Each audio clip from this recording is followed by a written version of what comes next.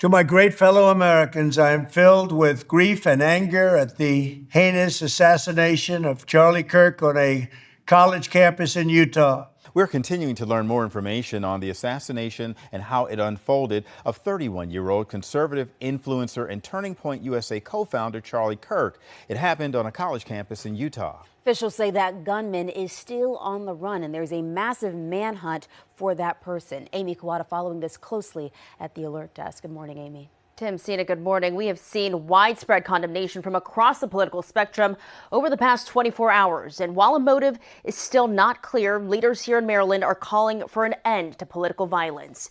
Governor Wes Moore posted this statement to social media saying, quote, "Political violence is unacceptable. We will not tolerate it. Not now, not ever." Representative Andy Harris, Maryland's only Republican in Congress, said, quote, "Charlie Kirk was an American patriot whose impact will never be forgotten. Nicole and I are praying for his wife Erica and his children during this time of unimaginable loss." Kirk was also a close ally of President Donald Trump and played an influential role in rallying young Republican voters and sparking conversation. The president shared a similar sentiment in a social media post from the Oval Office, where he called Kirk a martyr. To my great fellow Americans, I am filled with grief and anger at the heinous assassination of Charlie Kirk on a college campus in Utah. Charlie inspired millions, and tonight all who knew him and loved him are united in shock and horror. Charlie was a patriot who devoted his life to the cause of open debate and the country that he loved so much, the United States of America. He fought for liberty, democracy, justice, and the American people. He's a martyr for truth and freedom, and there's never been anyone who was so respected by youth.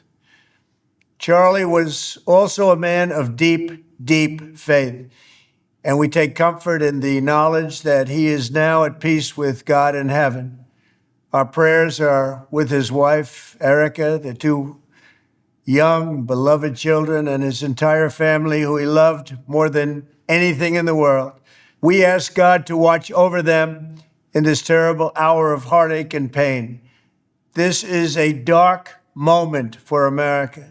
Charlie Kirk traveled the nation, joyfully engaging with everyone interested in good faith debate. His mission was to bring young people into the political process, which he did better than anybody ever, to share his love of country and to spread the simple words of common sense. On campuses nationwide, he championed his ideas with courage, logic, humor, and grace. It's a long past time for all Americans and the media to confront the fact that violence and murder are the tragic consequence of demonizing those with whom you disagree day after day, year after year, in the most hateful and despicable way possible. For years, those on the radical left have compared wonderful Americans like Charlie to Nazis and the world's worst mass murderers and criminals. This kind of rhetoric is directly responsible for the terrorism that we're seeing in our country today, and it must stop right now. My administration will find each and every one of those who contributed to this atrocity and to other political violence, including the organizations that fund it and support it, as well as those who go after our judges, law enforcement officials, and everyone else who brings order to our country.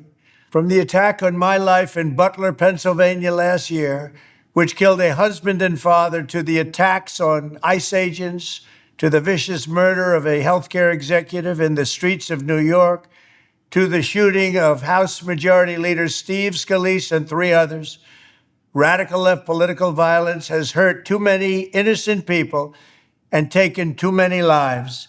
Tonight, I ask all Americans to commit themselves to the American values for which Charlie Kirk lived and died, the values of free speech, citizenship, the rule of law, and the patriotic devotion and love of God.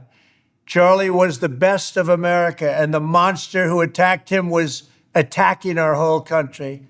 An assassin tried to silence him with a bullet, but he failed, because together we will ensure that his voice, his message, and his legacy will live on for countless generations to come.